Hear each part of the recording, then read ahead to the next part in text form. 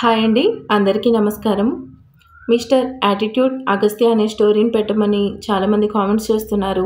అందుకని ఈ ఛానల్లో ఇక కంటిన్యూ చేస్తాను. బట్ స్క్రోలింగ్ మాత్రం అప్లోడ్ చెయ్యలేను.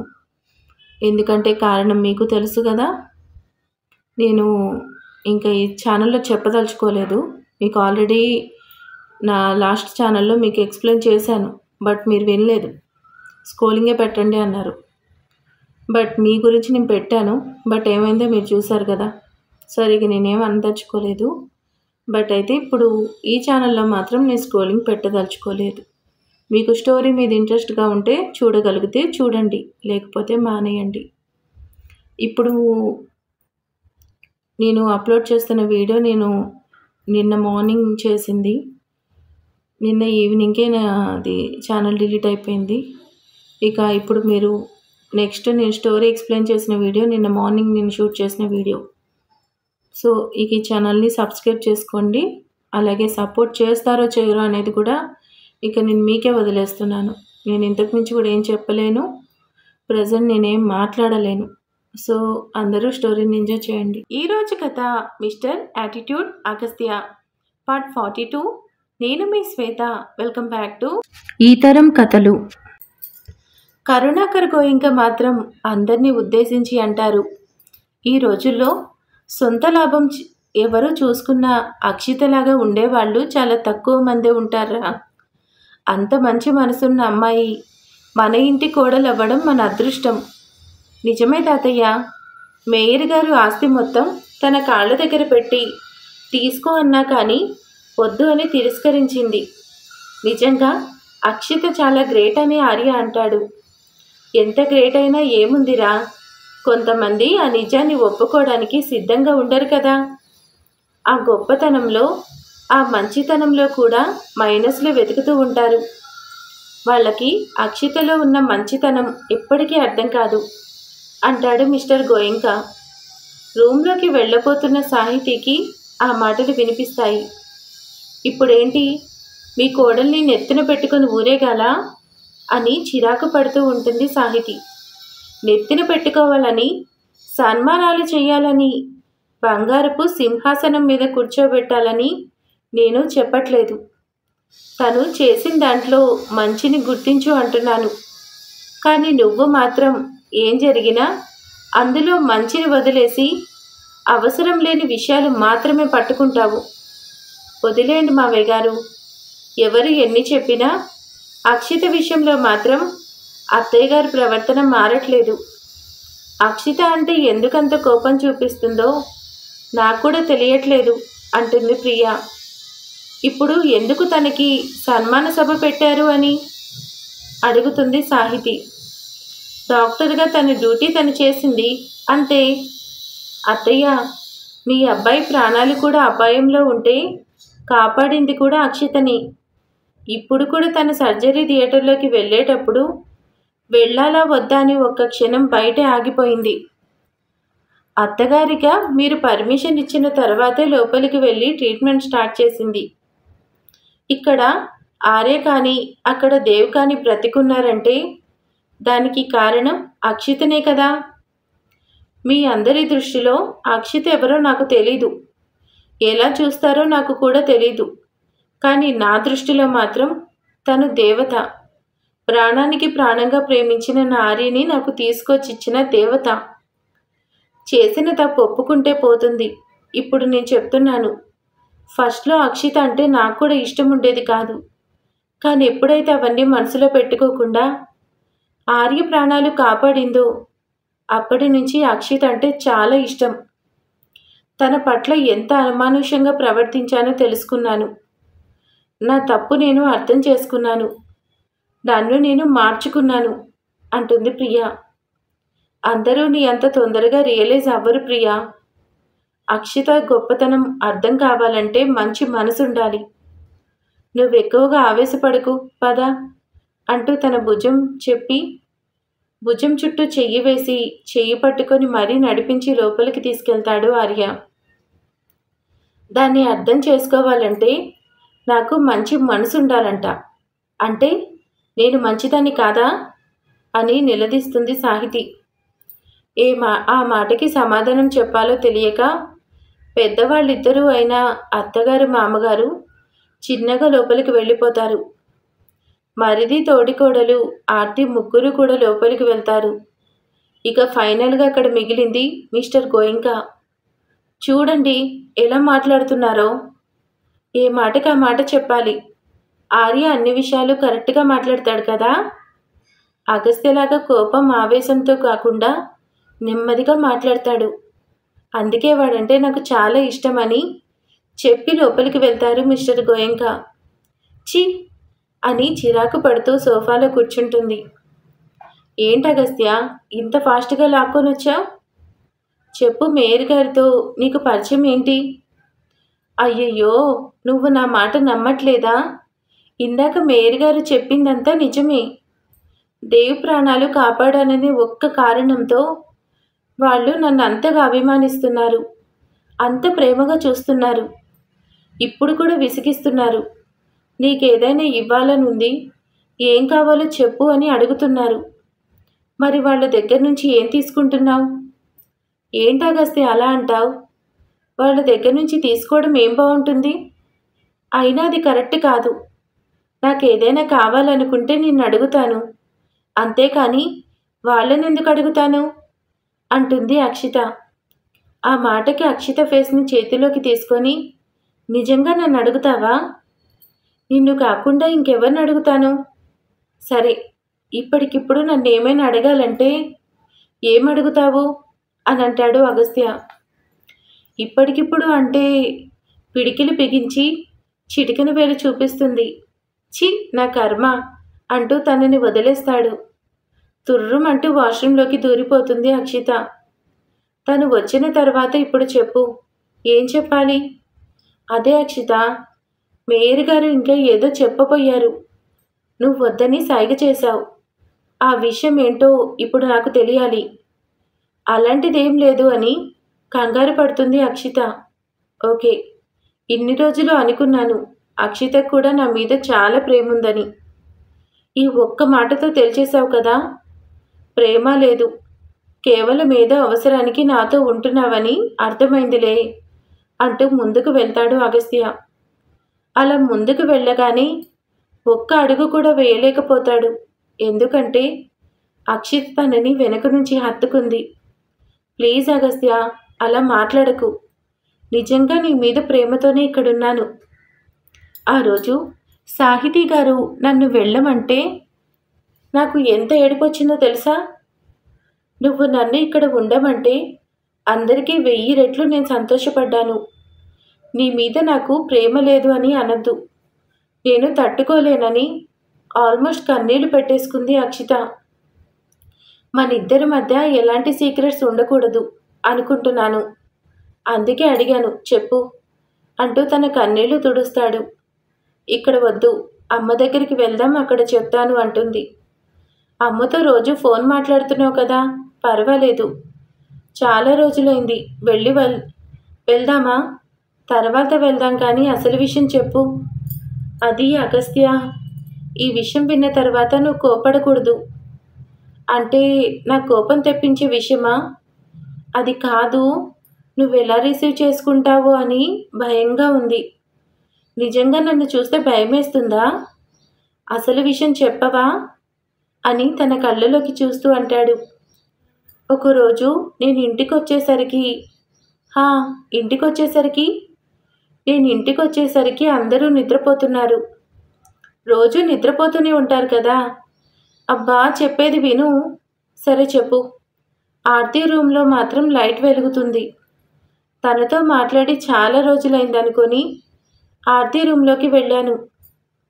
అక్కడికి వెళ్ళి చూసేసరికి అంటూ కంగారు పడుతూ ఉంటుంది అక్షిత. ఎందుకు టెన్షన్ పడుతున్నావు అని తనని రిలాక్స్గా కూర్చోపెడతాడు. తను రిస్ట్ దగ్గర కట్ చేసుకుంది. నేను లోపలికి వెళ్ళేసరికి బ్లడ్ అంతా పోతుంది, స్పృహలో కూడా లేదు అని చెప్తుంది అక్షిత. వాట్? ఆర్తి అటెండ్ చేసిందా? ఎందుకు అని అనుమానంగా అడుగుతాడు అగస్త్య. ముందు నేను ఆ విషయాలు ఏమీ అడగలేదు. వస్తే ఫాస్ట్గా వచ్చి మెడికల్ కిట్ తీసుకొని తనకి కట్టుకట్టి లేపడానికి ట్రై చేశాను. హాస్పిటల్కి తీసుకువెళ్లాల్సిందేమో అని అనుకున్నాను. కానీ నేనిచ్చిన ట్రీట్మెంట్ వల్ల తను లేచి కూర్చుంది. ఏంటి, ఏమైంది, ఎందుకు ఇలా చేశావని అడిగాను అగస్త్య. అంతే, నన్ను హత్తుకొని బోరుగా ఏడ్చేసింది. తను ఎందుకు ఏడ్చిందో అసలేం జరిగింది? ఇంటికి ఉన్న ఒకే ఒక ఆడపిల్ల తను చేయడం ఏంటి అని అడుగుతాడు అగస్త్య. నేను కూడా అదే అడిగాను. చాలా ఏడ్చింది తెలుసా? కొద్దిసేపటికి తర్వాతే నాకు నిజం చెప్పింది. ఏంటా నిజం? నా మీద ఒట్టేసి విషయం తెలిసిన తర్వాత కూడా నువ్వు ఆర్తిని అడగకూడదు, తిట్టకూడదు. తనతో నార్మల్గానే ఉండాలి. ఇప్పుడు ఎలా ఉంటున్నావో అంతే ప్రేమగా ఉండాలి. తనని ఏమీ అనను అని మాటిస్తేనే నేను నీకు చెప్తాను అంటుంది అక్షిత. తనని ఏమీ అనను అని ప్రామిస్ చేసి చెప్తాడు అగస్త్య. తను దేవిని ప్రేమించడమే కాదు అగస్త్య, ఇద్దరు తొందరపడ్డారు. ఆ మాట వినగానే అగస్త్య ఒక్కసారిగా లేచి నిలబడతాడు. తను కోపంగా ముందుకు వెళ్తుంటే తనని హత్తుకొని ఆపుతుంది అక్షిత. ఈ కోపమే వద్దు, ప్లీజ్, ఇంట్లో వాళ్ళు ఏమంటారు అనే బాధతో తను చేసుకోవడానికి ట్రై చేసింది. వాళ్ళ అమ్మా నాన్న కూడా ఏమంటారు, నాన్న భయం కలగలేదు తనకి, నువ్వేమంటావు అని చాలా టెన్షన్ పడింది. ఇప్పుడు అంతా క్లియర్ అయిపోయింది కదా, పెళ్ళికి ఒప్పుకున్నారు కదా. అగస్త్య ఆవేశం తగ్గట్లేదు. తను ఇలాంటి పని ఎలా చేస్తుంది? అయినా ఆ మాత్రం కామన్ సెన్స్ లేదా అని విరుచుకుపడుతున్నాడు. ఏదో బలహీనమైన క్షణాలు అలా జరిగిపోయింది, వదిలే. పైగా ఇప్పుడు తను ప్రెగ్నెంట్ కూడా. అగస్త్య గట్టిగా కళ్ళు మూసుకొని తన కోపాన్ని కంట్రోల్ చేసుకుంటున్నాడు. అక్షిత కూడా తను అలాగే హత్తుకొని ఆ కోపాన్ని కంట్రోల్ చేయడానికి తన ప్రయత్నాన్ని తను చేస్తూ ఉంటుంది. తను చాలా భయపడుతుంది. ఈ టైంలో నువ్వు కోపం చూపించక అగస్త్య. పైగా తను ప్రెగ్నెంట్గా ఉందని అక్షిత చెప్తుంటే కోపంతో తన పిడికిలి బిగుసుకుంటుంది. ఏదో బలహీనమైన క్షణాలు అలా జరిగిపోయింది. ఇప్పుడు పెళ్ళి సెట్ అయింది కదా, ఇక వదిలే అని చెప్తూ తన కోపాన్ని తగ్గించడానికి చాలా ప్రయత్నం చేస్తుంది అక్షిత. తనని అలాగే హత్తుకొని వెనక్కి తీసుకువచ్చి బెడ్ మీద కూర్చోపెడుతుంది. ఆర్తి ఇలా చేసిందంటే నమ్మలేకపోతున్నాను అక్షిత అని చాలా బాధగా అంటాడు. అగస్త్య ప్రేమ అనేది ఎప్పుడు ఎవరి మీద ఎలా పుడుతుందో ఎవ్వరూ చెప్పలేరు. తెలియని తనంతో హద్దులు దాటేసింది, ఇక వదిలే. మరి దేవ్ అని నీకెలా తెలుసు? నిజంగా తనెవరో నాకు తెలీదు. మామూలుగా మేరీ గారి అబ్బాయి అని చెప్పింది. ఇక ఇంట్లో తెలిస్తే గొడవ అవుతుందని నేనే వెళ్ళి సీక్రెట్గా పెళ్లి సెట్ చేద్దాం అనుకున్నాను. తీరా అక్కడికి వెళ్ళాక చూసేసరికి దేవ్ ఫ్యామిలీ ఉంది. ఇక వాళ్ళు నన్ను బాగా రిసీవ్ చేసుకున్నారు. ఏంటమ్మా, ఎన్ని రోజులైందో తెలుసా అని వాళ్ళ ప్రేమతో నన్ను ఉక్కిరి బిక్కిరి చేశారు. ఆ రోజు ఆస్తి మొత్తం నాకు ఇస్తా అన్నారు కదా, ఇప్పుడు నాకు ఒక చిన్న హెల్ప్ చేస్తారా అని అడగకూడదు అనుకుంటే అడిగేశాను. ఏమడిగావు? నాకు ఒక చిన్న హెల్ప్ చేస్తారా అని అడిగాను. వాళ్ళ ముగ్గురు చాలా సంతోషపడ్డారు. హెల్ప్ అనద్దు, నీకోసం ఏం చేయడానికన్నా సిద్ధమే. ఈ చిన్న పని చేయలేమా అన్నారు ముగ్గురు. వాళ్ళ ప్రేమకి సంతోషం వేసింది. వీళ్ళిద్దరి గురించి చెప్పాను. ఫస్ట్ ఆయనకి కోపం వచ్చింది. దేవ్ని కొట్టడానికి కూడా ట్రై చేశారు, కానీ నేను ఆపాను. మీరు నాకు చాలాసార్లు ఏదో ఒకటి ఇచ్చి మీరు రుణం తీర్చుకోవాలి అనుకున్నారు కదా, ఇప్పుడు అడుగుతున్నాను. ఆర్తిని మీ ఇంటి కోడలుగా చేసుకోమని రిక్వెస్ట్ చేశాను. గోయంకా ఫ్యామిలీ గురించి కూడా ఆయనకి తెలిసి ఉండడంతో పెళ్లికి ఒప్పుకున్నారు. నిజానికి అంకుల్కి అస్సలు ఇష్టం లేదు, కానీ నాకు గిఫ్ట్ కావాలి, వీళ్ళిద్దరు పెళ్లి చేయమన్నాను కదా, అందుకే తప్పనిసరిగా ఒప్పుకున్నారు. కేవలం నా కోసమే ఇంటికి వచ్చి మరీ ఆర్తిని వాళ్ళ కోడలుగా చేసుకుంటాను అని అడిగారు. ఆర్తి హ్యాపీగా ఉంటుంది కదా అగస్త్య. ఒకవేళ వాళ్ళు నాకు తెలియకపోతే పరిస్థితి ఎలా ఉండేదో నాకు తెలీదు. అప్పుడు తప్పకుండా నీ హెల్ప్ తీసుకునేదాన్ని. ఎందుకంటే ఇక్కడ నువ్వు తప్ప నాకెవరూ హెల్ప్ చేయరు కదా అంటుంది అక్షిత. ఆ మాటకి ఇష్టంగా తన వైపు చూస్తాడు అగస్త్య. కానీ ఆయన నాకు తెలిసి ఆయన కాదా కాస్త రిక్వెస్ట్ చేశాను. ఆ రోజు మీరు గిఫ్ట్ ఇస్తానంటే నేను వద్దన్నాను కదా. ఆర్తిని ఇంటి కోడలుగా చేసుకోండి, అదే మీరు నాకు ఇచ్చే పెద్ద గిఫ్ట్ అని కన్విన్స్ చేశాను. మేయర్ గారు ఒప్పుకున్నారు. ఇందాక సాహితీ గారు కూడా నా గురించి ఏదైనా మాట్లాడుతుంటే మేయర్ గారు తట్టుకోలేక ఆర్తి ప్రెగ్నెంట్ అనే విషయం ఆయన చెప్పడానికి ట్రై చేశారు. ఇంట్లో ఎవరికీ తెలియదు కదా, అందుకే చెప్పొద్దని సైగ చేశాను అగస్త్య. అందరికీ తెలిస్తే తను బాధపడుతుంది. ఈ విషయం ఎవరికీ చెప్పొద్దు ప్లీజ్. అందరి ముందు తను చాలా అప్సెట్ అవుతుంది. అన్నీ వింటూ ఉంటాడు అగస్త్య. ఇందాక ఏమన్నావు? బలహీన క్షణంలో తప్పు చేసింది అన్నావా? అవును. మనమిద్దరం చాలా రోజుల నుండి ఒకే రూమ్లో ఉన్నాం అక్షిత. ఏ రోజు తొందరపడలేదు. మనమిద్దరం కలిసే ఉందాం అనుకున్నప్పుడు ఒకరినొకరు హత్తుకొని పడుకున్నాము. అప్పుడు కూడా మనం ఏ తప్పు చేయలేదు. ఒకవేళ మన మధ్య ఏదైనా రిలేషన్ ఏర్పడినా కానీ, మనం ఒక్కటైనా కానీ పెద్ద ప్రాబ్లం ఏం లేదు. ఎందుకంటే మనమిద్దరం భార్యాభర్తలం. అటువంటి బలహీన క్షణాలు మన ఇద్దరి మధ్య కూడా చాలా వచ్చాయి. మరి ఏ రోజు నువ్వు తొందరపడలేదు. మరి ఆర్తి ఎందుకంత వీక్గా ఉంది? మన విషయం వదిలే అగస్త్య. ఈ విషయం మాత్రం ఎవరికీ చెప్పకు ప్లీజ్. ఎందుకు చెప్తాను అక్షిత? తను నా చెల్లి. నా చెల్లి గురించి అందరికీ చెప్పి తన పరువు తీసి మా ఇంటి పరువు ఎందుకు తీస్తాను? అందుకే సాధ్యమైనంత వరకు తొందరగా పెళ్ళేర్పాట్లు చేసేయి అంటుంది అక్షిత. తప్పకుండా చేస్తాను. అక్షిత, నేను ఒక విషయం అడగనా? అడుగు అగస్త్య. నన్ను అడగడానికి, నాతో మాట్లాడడానికి పర్మిషన్ అక్కర్లేదు. మా అమ్మ నీతో ఎప్పుడు రూడ్గానే బిహేవ్ చేస్తుంది. ఇప్పుడు ఆర్తి విషయం అడ్డం పెట్టుకొని నువ్వు తనని బెదిరించొచ్చు. ఇదే విషయాన్ని అడ్డం పెట్టుకొని నువ్వు ఇంట్లో ఉంటానని డిమాండ్ చేయొచ్చు. అసలు అంతెందుకు, మా అమ్మతో ఒక ఆట ఆడుకోవచ్చు. కానీ ఎందుకు సైలెంట్గా ఉన్నావు? ఏం మాట్లాడుతున్నావు అగస్త్య? అంటే సాహితీ గారి మీద రివెంజ్ ప్లాన్ చేయమని సలహా ఇస్తున్నావా? నిన్ను అన్ని మాటలు అంటుంది. చేస్తే తప్పేంటి? తను మీ అమ్మగారు. మీ అమ్మగారి పైన రివెంజ్ ప్లాన్ చేయమని చెప్తున్నావా? నిన్ను అంటూ తల మీద ఒకటి కొడుతుంది. నాకు తెలుసు అక్షిత, నువ్వు అలా ఎప్పటికీ చేయవు. ఇంత మంచిగా ఉంటావు కాబట్టి ఇంకా ఇంకా నచ్చేస్తున్నావు. అదే మరొకరైతే ఈ విషయాన్ని అడ్డం పెట్టుకొని బ్లాక్మెయిల్ చేసేవాళ్ళు. మా అమ్మని ఒక ఆట ఆడుకునేవాళ్ళు. మా ఇంటి పరువు తీసేవాళ్ళు. మా అమ్మ నిన్ను ఒక మనిషిగా కూడా గుర్తించట్లేదు. కానీ నువ్వు మాత్రం తన ఫ్యామిలీ సంతోషం కోసం చాలా కష్టపడుతున్నావు. అగస్త్య, నేను మీ ఫ్యామిలీ కాదా అని అడుగుతుంది అక్షిత. నువ్వెప్పటికీ మా ఫ్యామిలీనే. కాదు కాదు, ఇదంతా మన ఫ్యామిలీ. చెప్పాను కదా, ఒకవేళ మా అమ్మకి తర్వాత అయినా సరే నువ్వు నచ్చకపోతే నీతో కలిసి బయటకు వస్తానే కానీ నిన్ను వదులుకొనరా. ఎక్కువ లేట్ చేయకుండా ఫాస్ట్గా వెళ్ళి పెళ్ళేర్పాట్లు చెయ్యి.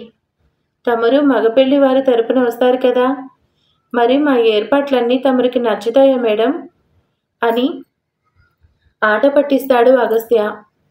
మాకు నచ్చేలాగా ఏర్పాటు చేయండి మిస్టర్ అగస్త్య. అగస్త్య గారికి ఇది కూడా రాదా అని అడుగుతుంది అక్షిత. తమరికి ఎలా ఉంటే నచ్చుతుందో చెప్పండి మేడం, తమరి ఆజ్ఞ శిరసా వహిస్తాను. గోయంకా ఫ్యామిలీ వాళ్ళకి ఇది కూడా నేర్పించాలా? మీ చెల్లెలు పెళ్ళి ఎలా చేస్తారో అది మీ ఇష్టం. చిత్తం మహారాణి, మీరు టెన్షన్ పడకండి. మీరు ఇంటికి తగ్గట్టుగా పెళ్ళి చాలా గ్రాండ్గా జరిపిస్తాము అంటాడు అగస్త్య. మగపెళ్లి వారికి ఘనంగా మర్యాదలు జరగాలి. ఏదన్నా తేడా వస్తే మాత్రం అస్సలు ఊరుకోను అని గొప్పగా స్టైల్గా కాలు మీద కాలు వేసుకొని చెప్తుంది అక్షిత. మా చెల్లెలైనా కానీ తనకొక ప్రాబ్లం వస్తే ఇంట్లో ఎవరికీ చెప్పకుండా నీకు మాత్రమే చెప్పింది. నువ్వేమో తను చాలా ప్రేమగా చూసుకొని పెళ్లి జరిపించడానికి పెద్ద వీరనారిలాగా కంకణం కట్టుకొని మీ ప్రేమ అభిమానాలు చూస్తే ముచ్చటేస్తుంది. అగస్త్య మళ్ళీ మళ్ళీ చెప్తున్నాను, ఈ విషయం ఎవరికీ చెప్పకు. అలాగే ఆర్తి మీద కోపం చూపించకు. తన మీద కోపం చూపించను. ఈ విషయం ఇప్పటిదాకా నాకు చెప్పలేదు కాబట్టి నీ మీద కోపం చూపిస్తాను అంటాడు అగస్త్య. నా మీద కోపం చూపిస్తావా అని ఏడుపు మొహం పెడుతుంది అక్షిత. తన ఫేస్ చూసి నవ్వుకుంటూ వచ్చి హగ్ చేసుకుంటాడు అగస్త్య. నవ్వుతూ తనని అల్లుకుంటుంది అక్షిత. డాడీ, మన ప్లాన్ ఎంతవరకు వచ్చింది అని అడుగుతుంది ఆశ్రిత. తొందరపడకూడదు ఆశ్రిత. ఏంటి డాడీ తొందరపడకూడదు? రాత్రిపూట అక్షిత కారులో వస్తున్నప్పుడు చేస్తే అయిపోతుంది. అది మనమే చేయిస్తాం. కానీ చూసే వాళ్ళకి ఉండాలి. అది లేకపోతే చచ్చినట్టు నా దగ్గరే ఉంటాడు. నేను కూడా ఎంక్వైరీ చేస్తున్నానమ్మా. నిజానికి ఇవాళ అక్షిత హాస్పిటల్లోనే ఉండాలి. ఏదో అర్జెంటు పని ఉందని హడావిడిగా మధ్యాహ్నం ఇంటికి వెళ్ళిపోయిందంట. విషయం ఏంటో నాకు కూడా తెలీదు అంటాడు మినిస్టర్ గారు. చా, మన ప్లాన్ వేస్ట్ అయిపోయింది. అదే ఏ ఇబ్బంది లేకుండా తను అక్కడే ఉంటే నైట్ ఇంటికి వెళ్ళేటప్పుడు చేయించేవాళ్ళం కదా. ఒక మంచి ఛాన్స్ మిస్ అయింది డాడీ. మళ్ళీ రేపు తన హాస్పిటల్కి వెళ్ళదా ఏంటి? వెళ్ళేటప్పుడు వచ్చేటప్పుడు అబ్జర్వ్ చేయమని 2 మనుషులు పెట్టాను. ఎవరూ లేని చోట సీసీటీవీ కెమెరాలు కూడా ఉండకుండా చెయ్యమని చెప్పాను. నువ్వు టెన్షన్ పడకు. అక్షిత చనిపోయిందనే విషయం తొందరలోనే వింటావు. నా దగ్గరకు వచ్చి అక్షితని పెళ్లి చేసుకుంటాను, తనతోనే ఉంటానని గొప్పగా చెప్పావు కదా అగస్త్య. ఇప్పుడు దాన్ని లేపేస్తున్నాను. ఇక నువ్వు చచ్చినట్టు నా దగ్గరికి రావాల్సిందే అని కసిగా అనుకుంటుంది ఆశ్రిత. మినిస్టర్ ప్లాన్ ఇదే. అక్షితని చంపడానికి బానే ప్లాన్ చేశాడు. తనని ఫాలో అవ్వడం. అమ్మని 2 మనుషుల్ని ఉంచారు. వాళ్ళు కూడా ఫాలో అవుతున్నారు, కానీ కరెక్ట్ టైం దొరకట్లేదు. మరి ఏం జరగబోతుందో నెక్స్ట్ పార్ట్లో తెలుసుకుందాం. Thank you for watching.